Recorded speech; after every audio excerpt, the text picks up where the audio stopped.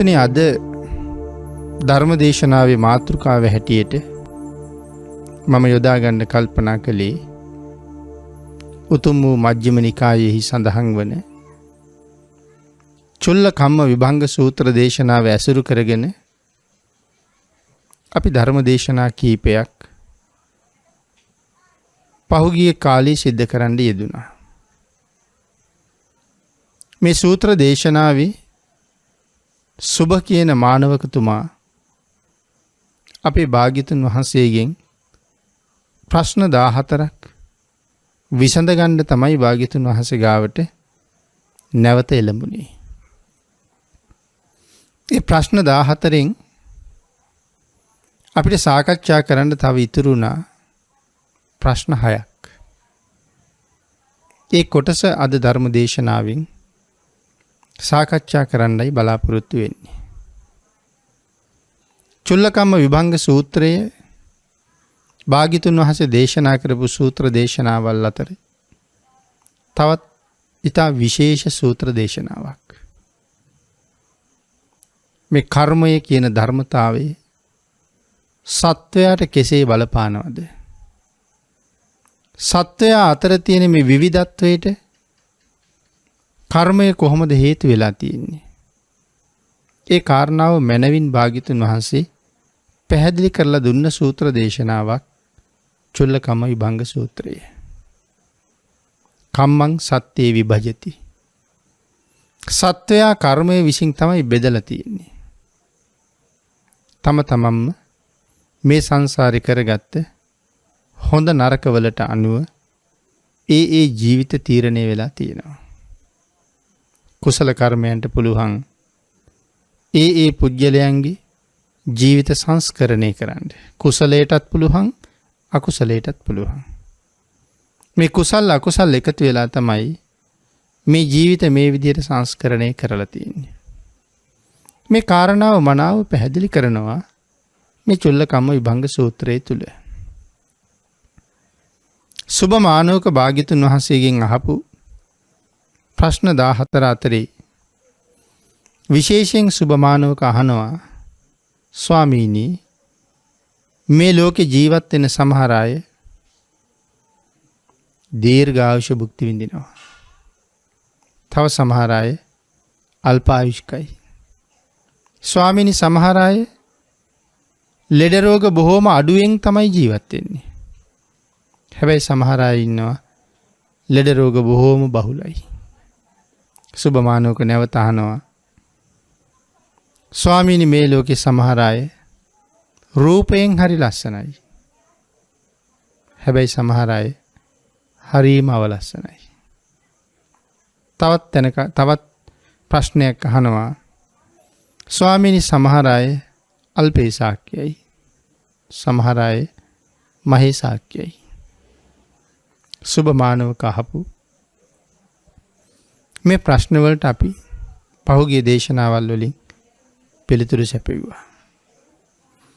එහෙනම් සුභ මානවක නැවත භාග්‍යතුන් වහන්සේගෙන් අහනවා, ස්වාමීනි, මේ ලෝකේ සමහර අය හරි දුප්පත්. සමහර අය නම් හරි පොසත්. ස්වාමීනි, මේ ලෝකේ සමහර අය ඉතා පහත් හීන කුලවල උපදිනවා. සමහර අය උසස් යයි සම්මත කුලවල උපදිනවා. ස්වාමීනි, මේ ලෝකේ සමහර අය මහත් වූ නුවණක් තියෙන අය. සමහර අයට තියෙන්නේ ඉතා අල්ප නුවණක් පමණයි. මේ ප්‍රශ්න ටිකත් විසඳලා දෙන්න කියලා භාග්‍යතුන් වහන්සේට මතක් කළා. ඉතින් අපිට අද සාකච්ඡා කරන්න තියෙන්නේ මේ අන්තිමට සඳහන් කරපු ප්‍රශ්න 6. සමහර අය දුප්පත්, සමහර අය පොසත්. ඇයි ස්වාමීනි මේ වෙනස කියලා තමයි භාග්‍යතුන් වහන්සේගෙන් අහන්නේ. අපි බුදුරජාණන් වහන්සේ ඒ කාරණාව මනාව පැහැදිලි කරලා සුභ මානවකට උත්තර දුන්නා. මානවකයේ සමහර අය මේ ලෝකේ ජීවත් වෙනකොට දන් දෙන්න හරි කැමතියි. හැබැයි සමහර අය හරි මසුරුයි. මනාව දම්පැන් පූජ කරපු අය. උපදින ජීවිතවල බොහෝ භවභෝග සම්පත් ලැබෙනවා. නමුත් මසුරුකමින් ජීවත් වෙච්ච අය බොහොම දුගී පුද්ගලයෝ හැටියට ඉපදෙනවා.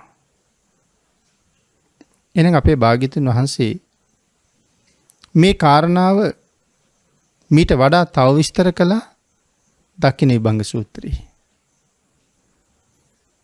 භාග්‍යතුන් වහන්සේ දේශනා කරනවා පෞද්ගලික දාන 14කුත් සංඝසතු දාන 7කුත් පිළිබඳව. මේ ශාසනයේ සංඝික දාන 7යි පෞද්ගලික දාන 14යි. පෞද්ගලික දානයේ ආනිසංස ගැන කියනකොට අග ඉඳලා මුලට තමයි කියාගෙන ඉන්නේ. ඒතර සඳහන් කළේ තිරිසං සතාගේ ඉඳලා. තිරිසං සතෙකුට කෑම වේලක් දුන්නාම අනාගත ජීවිත 100ක බඩගින්නේ ඉන්න වෙන්නේ නැහැ. අනාගත ජීවිත 100කට හම්බ කරගත්තා වෙනවා තිරිසං සතෙකුට කෑම වේලක් දුන්නාම.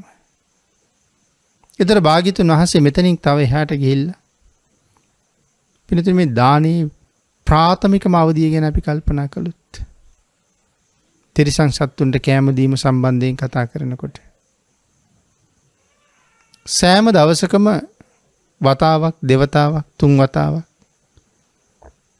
යටත් පිරිසෙන් ආහාර අනුභව කරන පිඟාන සෝදලා ඉඳුල් වතුර ටිකක් විසි කරනවා.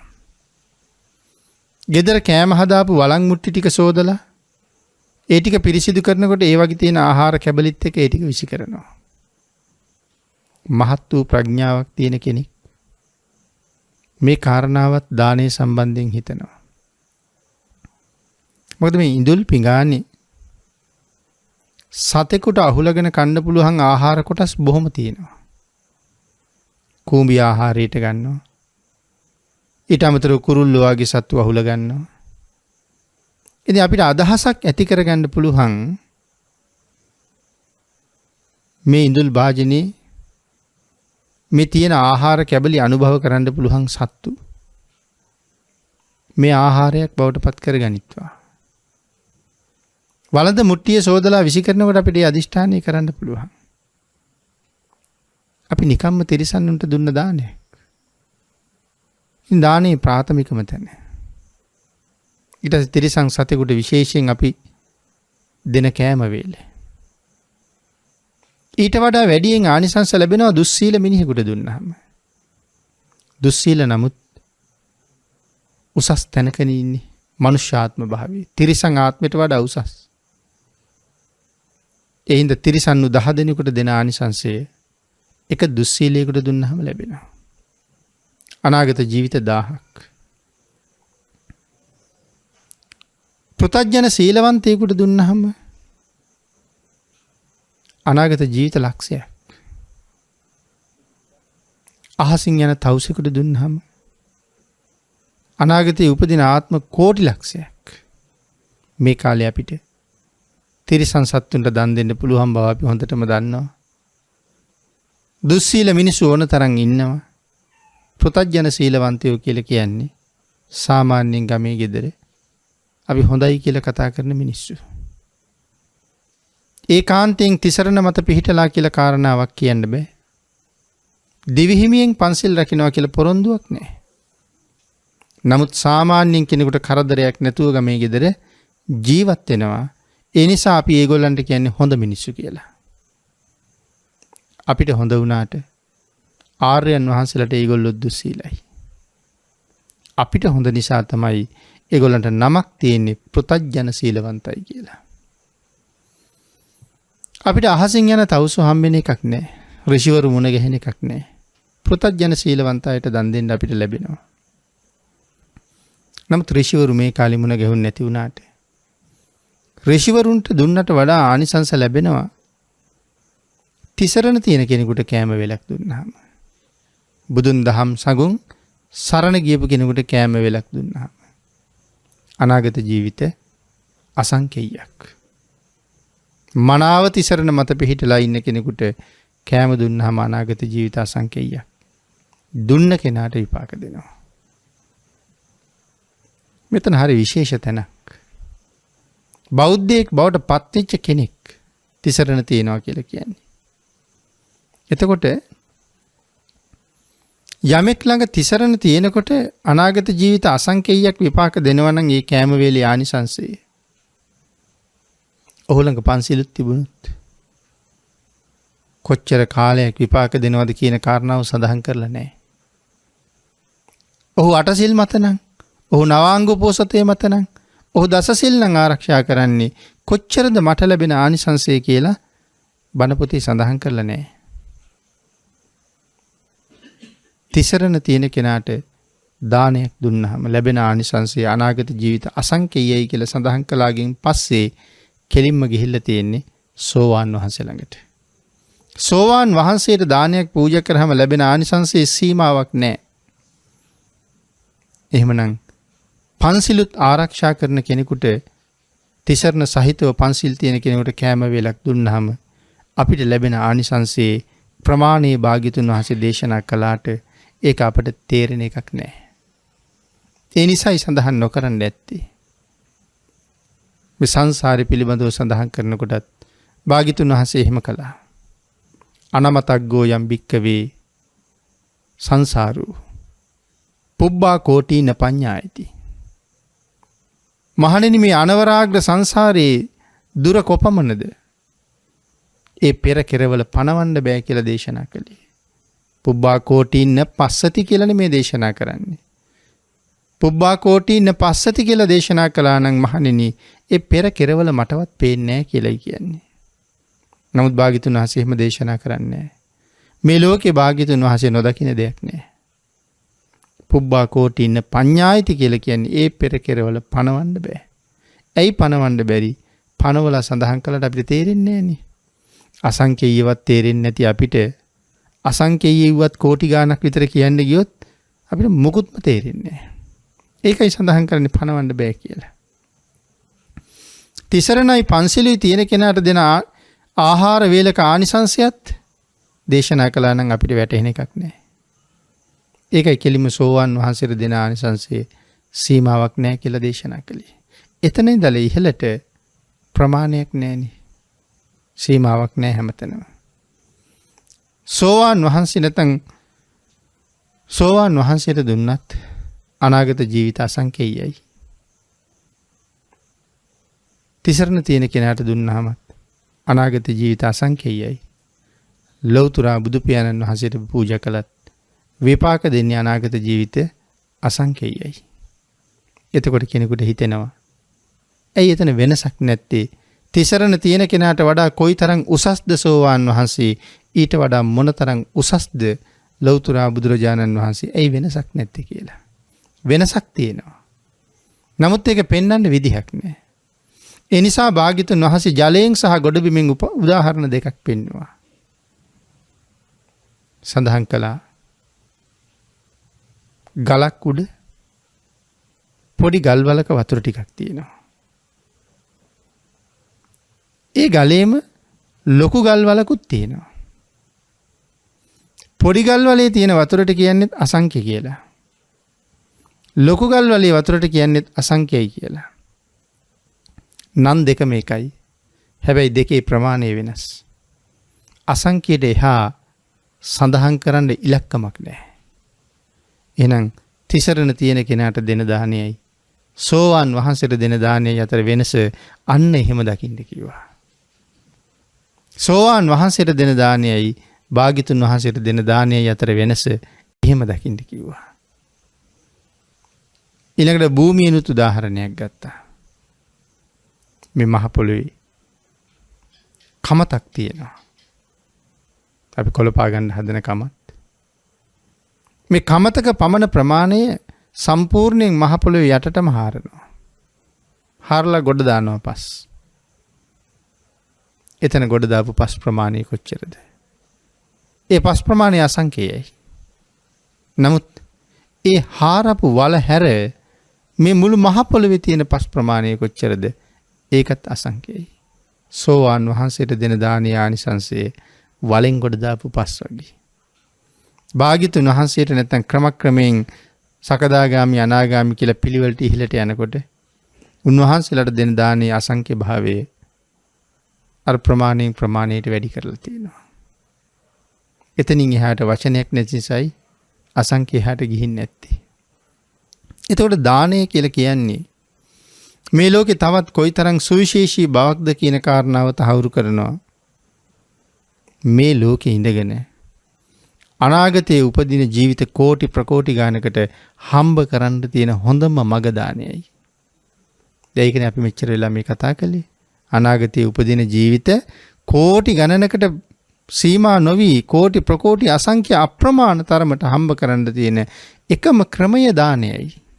මේක දන්නේ නැති නිසා මිනිස්සු දන් දෙන්න හරි ලෝභයි. අනාගත ජීවිතයේ සැප විඳින්න නම් අනාගතේ නෑ බෑ කියන වචනයක් අහන්න නොලැබෙන්න නම් අනාගතේ සාපිපාසාදී දුගතියකට භාජනය නොවෙන්න නම් කල යුත්තේ අත්හැරීමමයි.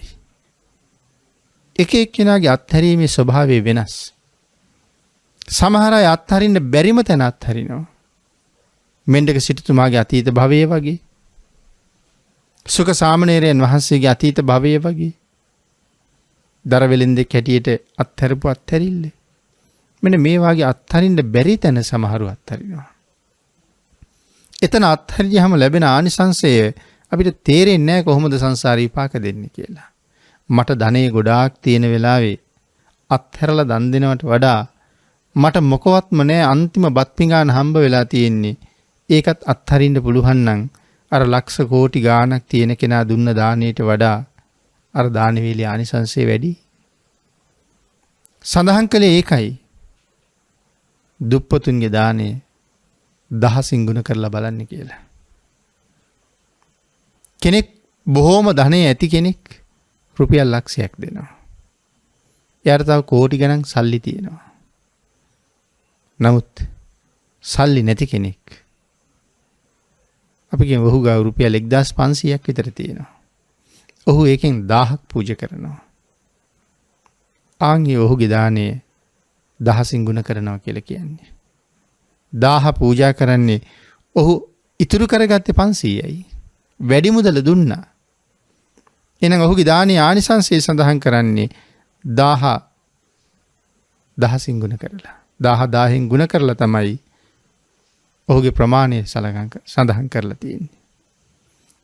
ඒ හින්දා මේ අත්හරින්න බැරි වෙලාවේ අත්හරින එක ඊට අමතර කොයිතරම් ආනිසංස සහිතද? ඊට අමතරව පින්නතුනේ අපි දෙන දේ තමයි බොහෝ වෙලාවට ලැබෙන්නේ. මොනවද දෙන්නේ? දෙන විදිහටයි සංසාරේ හම්බ වෙන්නේ. ඒ කියන්නේ අපිට උදාහරණයක් සඳහන් කළොත් පාන් දන් දීලා කේක් බලාපොරොත්තු වෙන්න බෑනේ. අනේ ඒ වගේ අපි දෙන දේ මට ලැබෙනවා. ඒ කියන්නේ පාන් දුන්නාම පාන්ම හම්බ වෙනවා කියන කතාව නෙමෙයි මේ කියන්නේ. ඒ දෙන දේ වටිනාකමක් තීරණය වෙනවනේ. ඒක ඊටාම උසස් කෑම වේලක් වෙන්න පුළුවන්. ඒක සාමාන්‍ය සම්බෝලත් එක දුන්න කෑම වේලක් වෙන්නත් පුළුවන්. ඒක ආපහු වෙනස් වෙනවා. සම්බෝලත් එක කෑම වේලක් දුන්නේ දුප්පත් කෙනෙක්ද පොසත් කෙනෙක්ද? මේ පරතරයත් වෙනස් වෙනවා. මොකද දානේ දාන ප්‍රතිභාවය රඳවා ගන්න පුළුවන් බොහෝ වෙලාවට දිලිඳු අයට. දාන දාස, දාන දායක, දානපති කියලා ආකාර කීපයක් තියෙනවනේ. දාන දාස කියලා කියන්නේ තමන් එදිනෙදා පරිහරණය කරන දේවල් වලට වඩා බාල දේවල් දෙනවට. එහෙම නැත්නම් තමන් අනුභව කරන කෑම වේලට වඩා පහත් දෙයක් දන් දෙනවට. එයා දාන දාසයා. තමන් යම්සේ අනුභව කරනවද ඒ විදිහටම දන් දෙන කෙනාට කියන්නේ දාන දායකයා කියලා. හැම වෙලාවෙම තමන් පරිහරණය කරන මට්ටමට වඩා උසස් විදිහට දන් දෙනවා නම් ඔහුට කියන්නේ දානපති කියලා. ඉතින් එතකොට එදිනෙදා සාමාන්‍යයෙන් පරිහරණය කරන හැම දෙයක්ම හිතන්න වෙනවා. සමහර කෙනෙක් අඳින සරමක් රුපියල් 3-4000ක් වෙන්න පුළුවන්. සමහර කෙනෙක් අඳින කමිසයක් සමහර තවත් ලොකු ගාණක් වෙන්න පුළුවන්. එතකොට මේ කමිසෙයි සරමේ මිල එකතු කරගත්තාම රුපියල් 8,000ක් 9,000ක් වෙන්න පුළුවන්. ඔහු නිතරම පාවිච්චි කරන්නේ ඒ වාගේ ඇඳුම් නම් සිවුරක් පූජා කරනවා නම් ඊට වඩා වැඩි මිලක සිවුරක් පූජා කරන්න වෙනවා. එහෙම වුණොත් තමයි දානපති බවට යන්න පුළුවන් වෙන්නේ. බොහෝම ධනෙ තියෙන කෙනෙක් සම්බෝලත් එක බතක් දන් දුන්නාම ඔහු දාන දාස බවටයිපත් වෙන්නේ. නමුත් ඊටා දිලිඳු කෙනෙක් සමහරලාට එයාගේ ගෙදර හැමදාම කෑම කන්නේ ලුණු ටිකක් ඉහගෙන ලූණු ගෙඩියක් පොඩි කරගෙන කිරි හොදි ටිකක් හදාගෙන වෙන්න පුළුවන්. නමුත් ඔහු දන් දෙනකොට කිරි හොද්දකුත් හදලා සම්බෝල ටිකකුත් හදලා ඔහු දන් දෙනවා. එතකොට එදිනෙදා තමන් පරිහරණය කරන ප්‍රමාණයට වඩා ටිකක් හරි උසස් විදිහට දානෙ පූජා කළා. ඔහු දානපති බවට පත් වෙනවා. අනේ ඒ වගේ මේ දානය ගැන කතා කරනකොට හරි සංකීර්ණ මාතෘකාවක්. අනික දානය කියලා කියන්නේ මේ ශාසනයේ හරි ලොකු දිග පරිච්ඡේදයක්. මහා බෝසතාණන් වහන්සේ ලෞතර බුද්ධත්වයේ ලබන්නේ පිරූ පාරමිතා අතර විශාලතම පාරමිතාව දාන පාරමිතාව. නිවන් හොයන ලියවන්න බලාපොරොත්තු වෙන කෙනෙකුට දානයේ මග හැරලා කවදාවත් නිවන් යන්න බෑ. නිවන් හොයන නිවන් ලබන නිවන් දකින අනුපූර්ව ප්‍රතිපදාවේ මුල්ම පඩිය දානයයි. එනිසා දානෙන් එහාට යන්න බෑ. ඉතින් ආන් ඒ නිසා භාග්‍යතුන් වහන්සේ දේශනා කළා. සංසාරේ දන් දුන්න අය බොහොම ධන සම්පත් ඇතුව උපදිනවා. සංසාරේ මසුරුකමින් ජීවත් වෙච්ච අය මනුලොවට ආවත් ඊටාම දුගී මට්ටමින් ජීවත් වෙනවා. එහෙනම් ධනය ලබන ධනය නොලබන ප්‍රතිපදාව දානයයි. සුබ මානවකට මනාව භාග්‍යතුන් වහන්සේ ඒ පිළිතුර පැහැදිලි කරලා ලබලා දුන්නා. සුබ බොහොම සතුටුයි. සුබ නැවත අහනවා ස්වාමීනි. සමහර අය හීන කුලවල උපදිනවා. සමහර අය උසස් කුලවල උපදිනවා. මේකට හේතුව මොකක්ද කියලා. භාග්‍යතුන් වහන්සේ දේශනා කරනවා. ඒකට කියන්නේ මානය කියලා. මැනීම. හැම වෙලාවෙම උසස් පහත් බවක් බලනවා. මම අර පුද්ගලයාට වඩා උසස්. මගේ ඇඳුම් ඔහුගේ ඇඳුම් වලට වඩා උසස්. මගේ වාහනේ ඔහුගේ වාහනයට වඩා ගණන් වැඩි. මේ වගේ හැම කාරණාවක්ම සංසන්දනය කරමින් මානයක් ඇති කරගන්නවා. ඒ මානය තුළ සමහරලාට තමන්ගේ මට්ටමේ අයත් එක්ක විතරයි කතා කරන්නේ. ඊට වඩා පහළින් ඉන්න කෙනෙක් එක්ක කතා කරන්නේ. මූණ දිහා බලන්නේ. සමහරලාට කතා කරන්න වෙයි කියලා එකට මුණ ගැහෙන්න ළඟින් එනකොට අඩුම තරමේ සමහරට දුරකථනයට ඇමතුමක් නැතත් ඇමතුමක් තියෙනවා වගේ පෙන්නනවා. මොකද අර කතාවෙන් මග අරගන්න ඕන නිසා. මේක හේතුවක් මං කිව්ව ඔය වගේ විවිධ ක්‍රම පාවිච්චි කරලා මග ඇරලා යනවා. වෙන කිසි අමනාපකමකුත් නැහැ. ආන්ගේ මාන්නකාර ස්වභාවය. සමහර ගෙදරකට ගියාම විවිධ වර්ගයේ පුටු තියෙනවා. සමහර පුටු ලොකුයි. සමහර පුටු කුඩයි. සමහර ඒවා ඊටත් වඩා කුඩයි. ඊළඟට තියෙන සමහරට බංකුවක් කොළඹු කෑල්ලක්. මොකද නිවසට එන අයගේ උසස් බවට අනුව කුල ප්‍රවේණියට අනුව ඒගොල්ලන්ට වාඩි වෙන්න තමයි ප්‍රමාණයෙන් උස උස පුටු තියලා තියෙන්නේ. ඒ වගේ ස්වභාවයක් සමහර තැන්වල දකින්නවා. ඉතින් මේ හැමතැනම මේ මානෙ අපි උසස්. නමුත් මේ බුදු දහමේ කුලවත් කුලහීන බවක් බුද්ධ ධර්මයේ නෑ. මේ ශාසනයට ආවට පස්සේ සියලු දෙනාම ශාක්‍ය පුත්‍ර ශ්‍රමණ. නැත්නම් මේ ශුද්‍ර කුලයෙන් ආපු ශුද්‍ර භික්ෂුව, බ්‍රාහ්මණ භික්ෂුව, ශාස්ත්‍රීය භික්ෂුව එහෙම જાතියක් බුද්ධ ධර්මයේ නෑ. ලෞතර බුදු බව ලබන්න කලින් තිලෝගුරු භාග්‍යතුන් වහන්සේ සිහින වගේක් දැක්කා. ඒ සිහින අතර එක සිහිනයක් දකිනවා. හතර පැත්තකින් පියාඹලා එන ලිහිණියෝ 4 දෙනෙක්. ඒගොල්ලෝ එන්නේ වර්ණ 4කින්. නමුත් භාග්‍යතුන් වහන්සේගේ සිරිපා ධාතුව ළඟ වැටිලා පාට 4කින් ආපු ලිහිණියෝ එක පාටක් ගන්නවා. එදා ඉන්දියාවේ තිබුණා බ්‍රාහ්මණ, ශාස්ත්‍රීය, වෛශ්‍ය, ශුද්‍ර කියලා කුල 4. මේ කුල 4ෙන්ම මේ ශාසනයට එනවා. හැබැයි මේ ශාසනයට ආවට පස්සේ ඔවුන් එක්කෙනෙක්වත් එකදු කුලයකවත් නෙමෙයි. ඒ සියලු දෙනාම අයිති වෙන්නේ ශාක්‍ය පුත්‍ර ශ්‍රමණ ගණයටයි. ඉන්න කුල ભેදයක් ශාසනයේ නැහැ. නමුත් එදා සමාජයේ තිබුණ නිසා මේ කරුණු මේ ඉස්මතු කරලා භාග්‍යතුන් වහන්සේ පෙන්නලා තියෙනවා.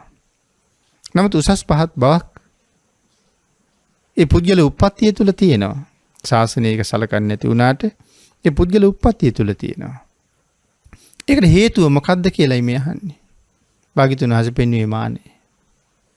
මානේන මක්කටෝ හෝති. මාන්නේ තියෙන අය වඳුර වෙලා උපදිනවා. අතිමානීන කුක්කුරු බොහෝ මානේ තියෙන අය සුනකැන් වෙලා ඉපදිනවා. තෝදෙය බ්‍රාහ්මණය බොහොම මාන්නෙන් ජීවත් වෙච්ච කෙනෙක්. භාග්‍යතුන් වහන්සේ නිරන්තරයෙන් චෝදනා කර කර හිටපු කෙනෙක්. මරණයෙන් පස්සේ ඒ ගෙදරම බැල්ලකගේ කුසේ පිළිසිඳ ගත්තා. මේ සුභමානවකගේ තාත්තා. සුභමානවකට තෙරුවන් සරණ යන්න පින් තියෙනවා. නමුත් සුභමානවකට පිහිට වෙන්න භාග්‍යතුන් වහන්සේ නිවසට වැඩියහම සුනකයා භාග්‍යතුන් වහන්සේට බුරනවා. භාග්‍යතුන් වහන්සේට බුරලා සුනකයා අවීචියට යනවා. සුභ තෙරුවන් සරණ යනවා. සුබට තෙරුවන් සරණ යන්න පිහිට වෙන්නයි භාග්‍යතුන් වහන්සේ වඩින්නේ. එතකොට අර බුරන්නේ සුබගේ තාත්තමයි. ඉතින් මානසික ස්වභාවය. වත්සකාර කියලා ඇමති කෙනෙක් හිටියා. ඇමති එක දවසක් බලාගෙන ඉන්නකොට මහා කච්චායන මහරහතන් වහන්සේ ගිජ්ජකූට පර්වතයේ ඉඳලා පල්ලෙහාට පිණ්ඩපාතයට වඩිනවා. මහරහතන් වහන්සේ වඩින දිහා බලාගෙන ඉන්න වත්සකාර කියනවා කුදු වෙච්ච වයසක වඳුරෙක් බහිනවා වගේ කියලා. ඔය කතාව යනවා භාග්‍යතුන් වහන්සේ ගාවට යනකම්. භාග්‍යතුන් වහන්සේ සඳහන් කළා වත්සකාර ළඟට ගිහිල්ලා සමාව ගත්තේ නැත්නම් වත්සකාරට ගිජ්ජකූටේ කුදු වෙච්ච වඳුරෙක් වෙන්න තමයි වෙන්නේ කියලා. ඒ කාරණාව වත්සකාරගේ මිනිස්සු ඇවිල්ලා කීවා. භාග්‍යතුන් වහන්සේ මෙහෙම සඳහන් කළා. වත්සකාර තමන්ගේ මිනිස්සුන්ට කතා කරලා කියනවා ගිජ්ජකූටි පුරාම පළතුරු වවන්න කියලා. පළතුරු වවලා හමුදාවක් දාලා ආරක්ෂා කරන්න කියනවා. වත්සකාර දන්නවා භාග්‍යතුන් වහන්සේගේ ශ්‍රී මුඛයෙන් වචනයක් පිට වුණොත් ඒකයි වෙනස් නෑ කියලා. අනිවාර්යයෙන්ම මට වඳුරෙක් වෙන්න වෙනවා මගේ වරදට. සමාව ගත්තොත් මට වඳුරෙක් නොවී ඉන්න පුළුවන්. නමුත් වත්සකාරගේ කොච්චර මාන්නේද වඳුරෙක් වෙන්න කැමති සමාව ගන්න කැමති නෑ. මෙන්න මේ මානෙ හීන කුලවල උපද්දවනවා. මාන්නෙන් තොර වෙච්ච හැමෝටම සමව සලකන කරුණාවන්ත මිනිස්සු බොහොම උසස් කුලවල හැම කල්හිම උපදිනවා. ඊළඟට භාග්‍යතුන් වහන්සේගෙන් අහන්නේ ස්වාමීනි සමහර අය නුවණින් හුඟක් උසස්. නමුත් ස්වාමීනි සමහර අයට මොහුකුරාගේ නුවණක් නැහැ. ඔවුන් බොහොම දුෂ්ප්‍රඥයි. සමහරු නුවණින් උසස් වෙන්නත් සමහරු දුෂ්ප්‍රඥ වෙන්නත් මොකද්ද ස්වාමීනි මේ අතර තියෙන වෙනස? අපේ භාග්‍යතුන් වහන්සේ දේශනා කරනවා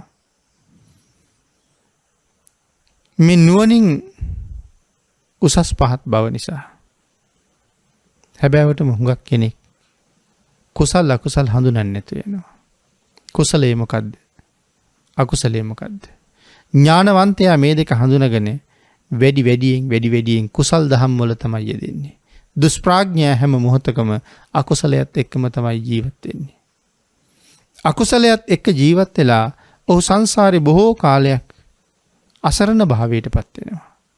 නමුත් ඥානවන්තයා අකුසලයෙන් ඈත් වෙලා කුසලයේ මත පිහිටලා තමන්ගේ ජීවිතයේ මනාව සුරක්ෂිත කරගන්නවා.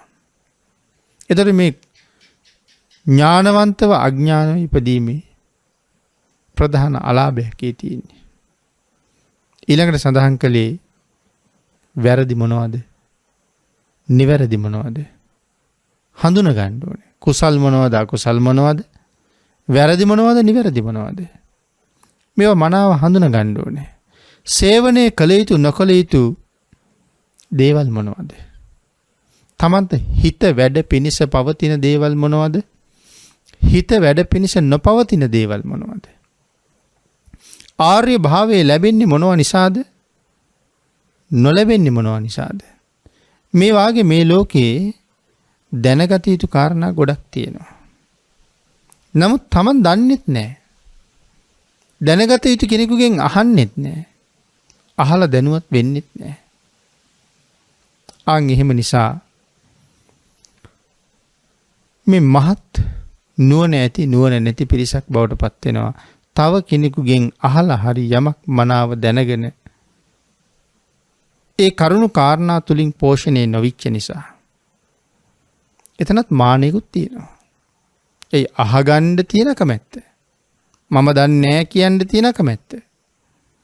මේ කාරණාත් පදනම් කරගෙන කුසල් අකුසල් හරි වැරදි ආර්ය භාවයේ ලැබෙන නොලැබෙන මේ දේවල් දන්නේ නැති නිසා.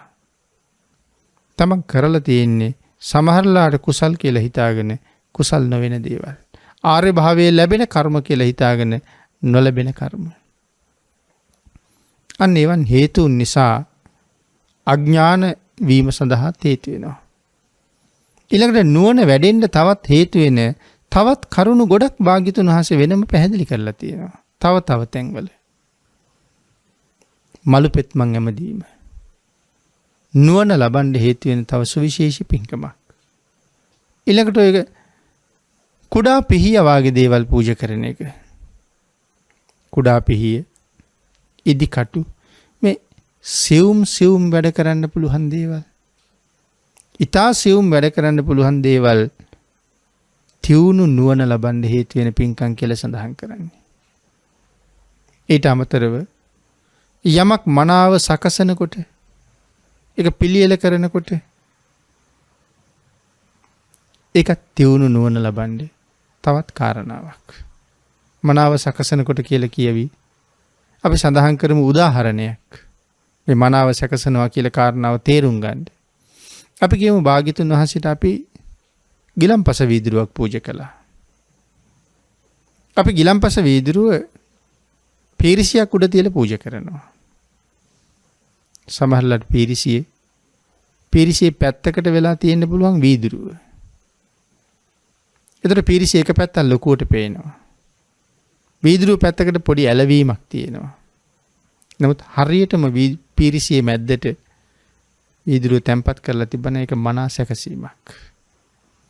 සමහරලාට ඒක පානය කිරීම සඳහා පහසුව උදෙසා අපි අර බීම බටයක් ඒකට යොදලා තියනවා වෙන්න පුළුවන්. නමුත් ඒක කෙරවලින් ඉස්සරහට නැමිලා තියෙනවනේ. එතකොට ඒක අතින් අරගන්නකොට තමන්ගේ පැත්තටම තියෙනවා නම් හරි පහසුයි.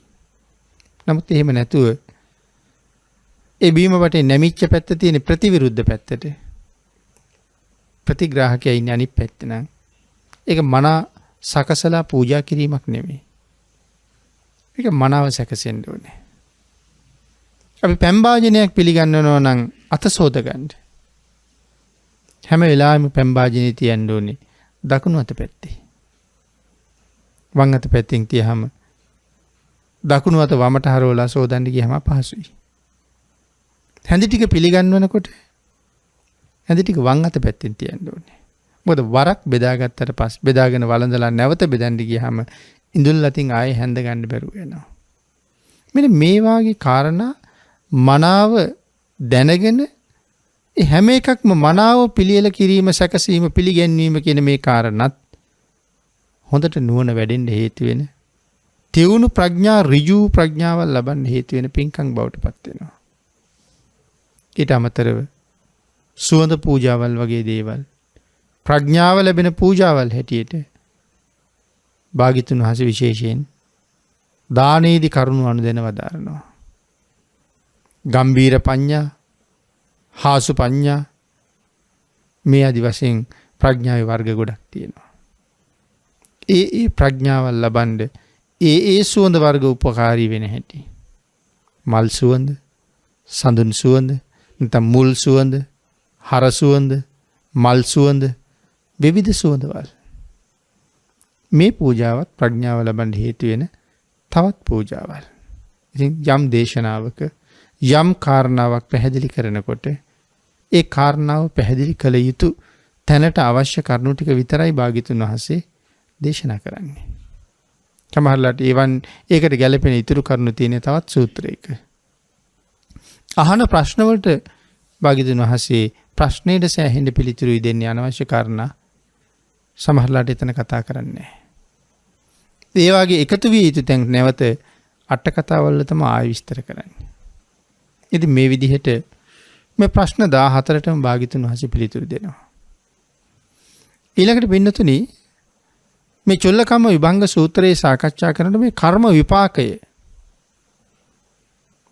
කොහොමද සත්‍යය කරා ගමන් කරන්නේ කියන කාරණාව අපි මුල් දේශනා කීපේ සාකච්ඡා කළේ නැහැ. එනිසා අපි ඒ කාරණාවත් අද දේශනාව අවසන් කරන්න සූදානම් වෙන මේ වෙලාවේ ටිකක් සාකච්ඡා කළොත් තවත් බොහොම ප්‍රයෝජනවත් වෙයි කියලා හිතනවා. කර්මය කියලා සඳහන් කරාම උපපීලක කර්මය, උපච්ඡේදක කර්මය, ජනක කර්මය, උපත්ථම්බක කර්මය.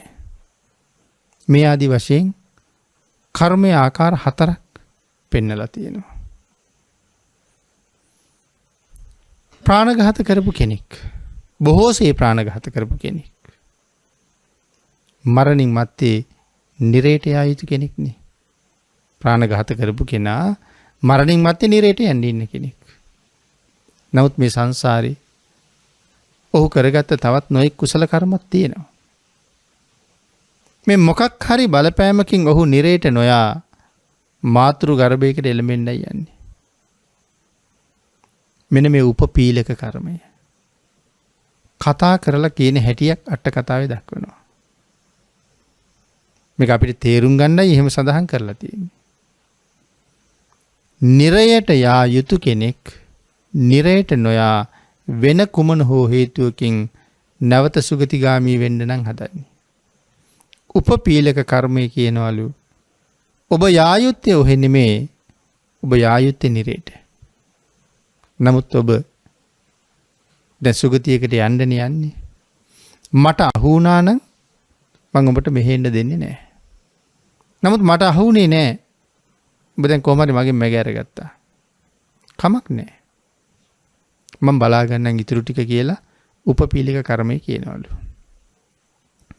මොකද දැන් නිරේට යන්න හිටපු කෙනා නිරේට ගියේ නැහැ. සුගතියට යන්න දෙනවා දැන් කියන්නේ සැපක් නම් විඳින්න දෙන්නේ නැහැ. එහි ජීවිතය අපායක් බවට පත් කරනවා කියලා මේ කියන්නේ. ආන් එහෙම සඳහන් කරනවා එහෙම කෙනෙක් නිරේට යා යුතු කර්ම තියාගෙන මනුලොව එන්න ආවොත් ඔහු මාතෘ ගර්භයේ පිළිසිඳ ගත්ත දවසේ ඉඳලා ඒ පවුල වෙනසෙන්නම තමයි පටන් ගන්නෙ. සඳහන් කරනවා ඒ පවුලේ තිබිච්ච ධනය හරියට නිකන් වතුරට දාපු ලුණු වගේ බොහොම වේගෙන් දිය වෙන්න පටන් ගන්නවා. ඒ කියන්නේ ධනෙ විනාශ වෙන්න පටන් ගන්නවා. එක්ක හොරු ගන්නවා. නැත්නම් රාජ උදහසට ලක් වෙලා රජ්ජුරුව අරන් යනවා. නැත්නම් ගින්නෙන් විනාශ වෙනවා. නැත්නම් ජලයෙන් විනාශ වෙනවා. එහෙම නැත්නම් තවත් වෙනත් නොඑක් සත්තු ආදී එකතු වෙලා බොහොම වේගින් මීයෝ ආදී සත්තු, ගොල්ලෝ ආදී සත්තු ඒ ධනෙ විනාශ කරලා දානවා. ඒකයි සඳහන් කළේ වතුරට ලුණු දැම්මා වගේ gedara ධනෙ දිය වෙන්න පටන් ගන්නවා කියලා. එතකොට ඔහු ධනෙ ඉපීම සඳහා බාහිර යමක් කරලා තියෙනවද? කුඹුරු වල අස්වැන්න වෙනද ලැබුණ අස්වැන්න ලැබෙන්නේ නැතුව යනවා. කලගෙඩියක් තරම් කිරි දුන්න දෙන්නු කිරි දෙන්නේ නැතුව යනවා. තමන්ගේ කුඹුරු වල වැඩ කරපු ගවයෝ නිකම්ම රෝගීන් බවට පත් වෙනවා. ඒ විතරක් නෙමෙයි තමන් සන්තකව හිටියනම් සේවකයෝ දාසයෝ ඒ අය Tamanට අකීකරු අය බවට පත් වෙනවා. හැම අතින්ම පාඩුවක් වෙන ජීවිතයක් තියෙනවා මිසක් සැනසීමක් නැති ජීවිතයක්ම තමයි තියෙන්නේ. හැම පැත්තෙම ප්‍රශ්න ගොඩ ගැහෙනවා. gedara අගහිගකම් දුගී දුප්පත්කම් නිමක් නැතුව යනවා. ධනෝපායන මාර්ග ව්‍යාපාර ගොවිතැන්පත් සියල්ලම කඩා වැටිලා විනාශ වෙලා ගිහිල්ලා. අම්මට තාත්තට තියෙන්නේ පුදුමාකාර චිත්ත පීඩාවක්.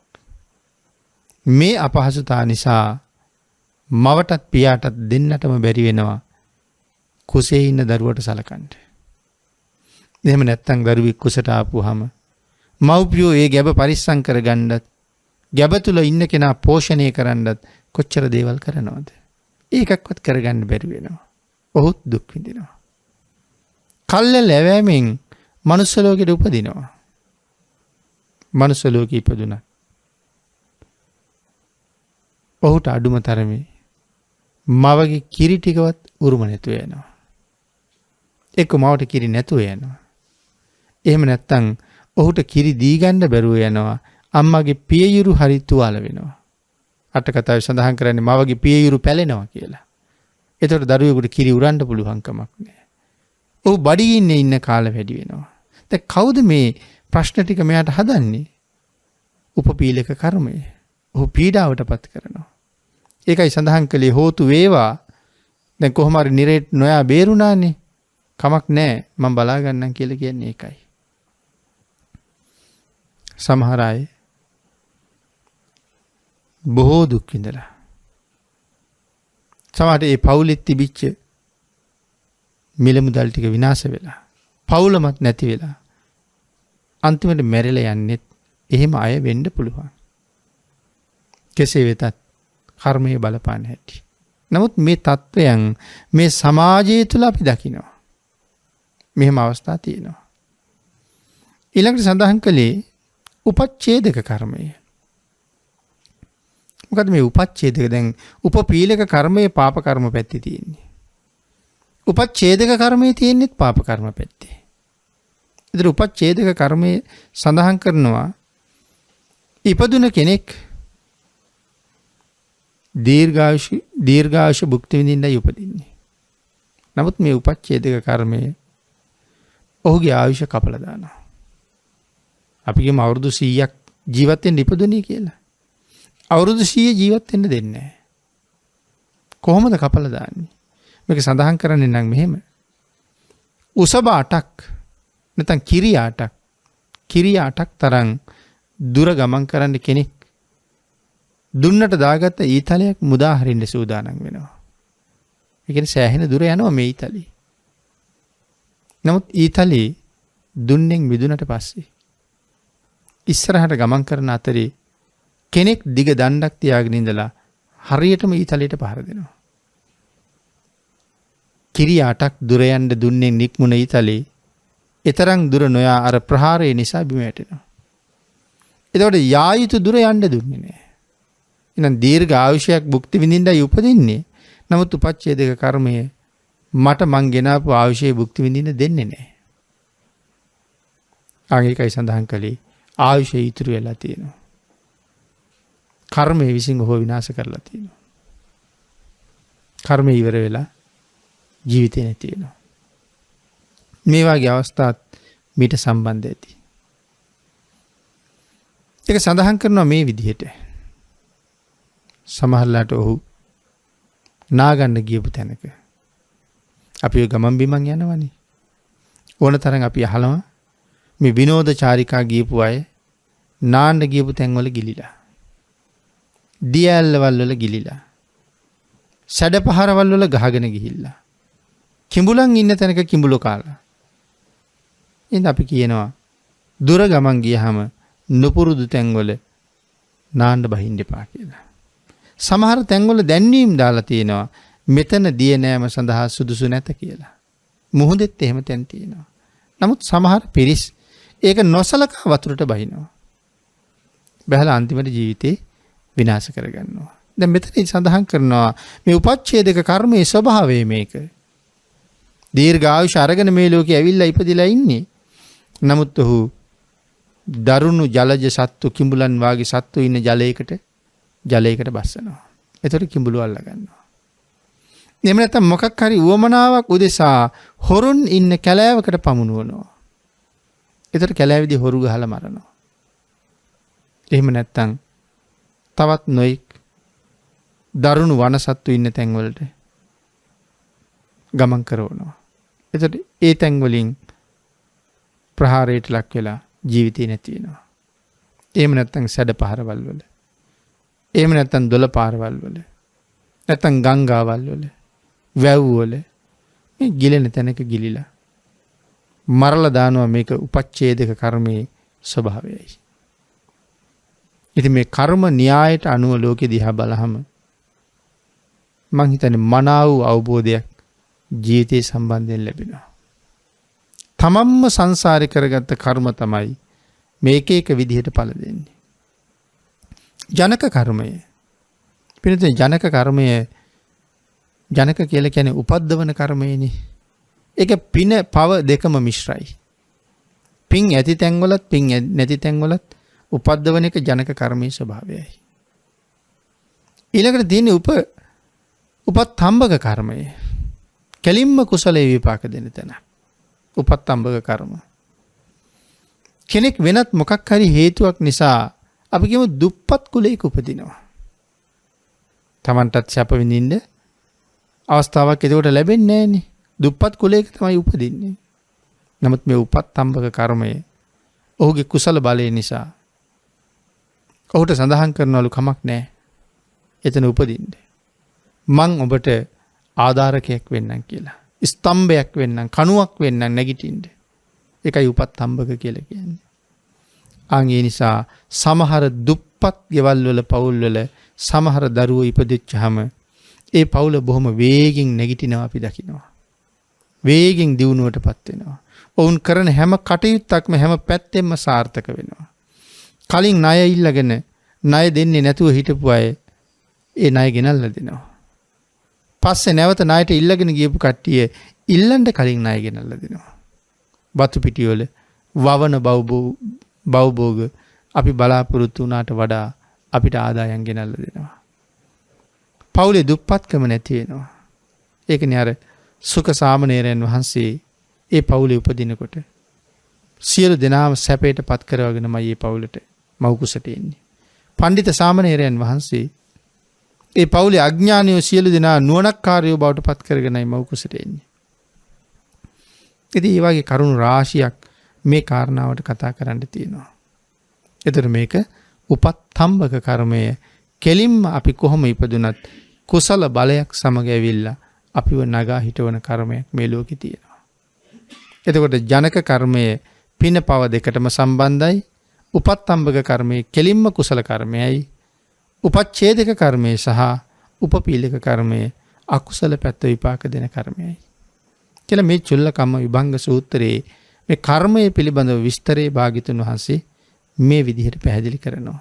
අපි භාග්‍යතුන් වහන්සේගේ දේශනාවේ අල්පයක් මේ විදිහට අද ධර්ම දේශනාවෙන් සාකච්ඡා කරන්න යෙදුනේ. ඒ නිසා චුල්ලකම්ම විභංග සූත්‍රය ඇසුරු කරගෙන සිද්ධ කරපු දේශනාවන් අන්තිම දේශනාව හැටියට තමයි මේ ධර්ම දේශනාව අපි අද සාකච්ඡා කරන්න යෙදුනේ.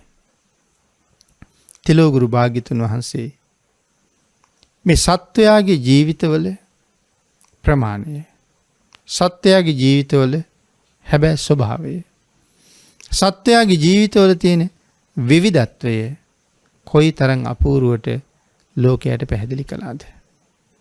මේ පැහැදිලි කිරීම භාග්‍යතුන් වහන්සේට හැර වෙන තවත් කරන්න පුළුවන් සමත් කෙනෙක් මේ ලෝකේ නැහැ පින්නතුනි.